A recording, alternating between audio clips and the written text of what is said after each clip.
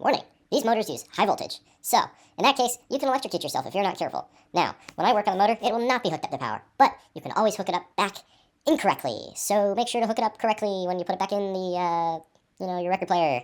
Be careful, only do this if you know what you're doing. That's about all I have to say. Peace. Ladies and gentlemen, welcome back to the channel. Today I want to do a quick cover. It's only going to be a minute or two. And it's on repairing the motor in your radio phonograph. This is the bottom of the phonograph to a 1947 Wilcox Gay Recordio. And I'm going to show you what goes into these things. Now, it's really easy. You just need some oil. That's it. This is a clear example of why you should never be afraid to take things apart. So I'm going to show you what I did.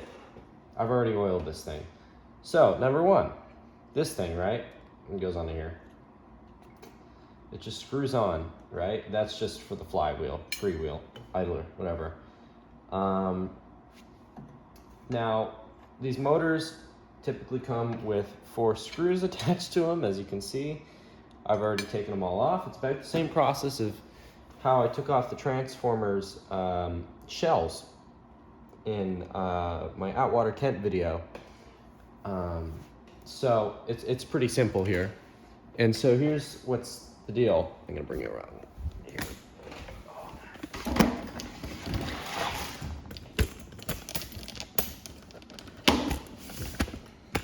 So if we're looking, everything's pretty straightforward. It comes apart like this. Number one. Number two, just gonna push out, give it a little motivation, right? And that's it. And you've just got this cap, but it's being held by the wires that go to the on-off switch, right? These and this, that's all like magnetic stuff. Don't bother with it, Now, here's the deal. Basically, yeah, the rust, that's not all that good.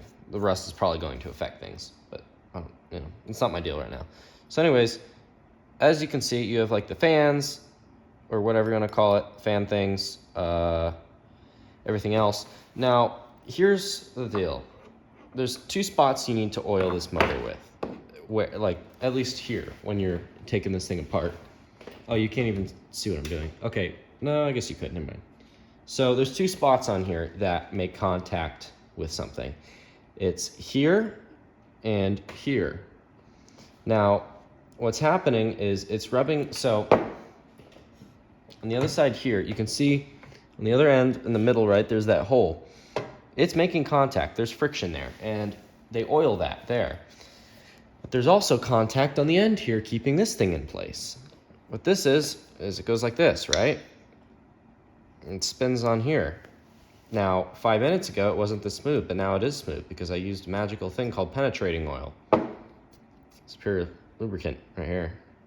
So basically what you do, right, in the hole, you lube up the hole, put it in there, spin it around, and it frees itself right up.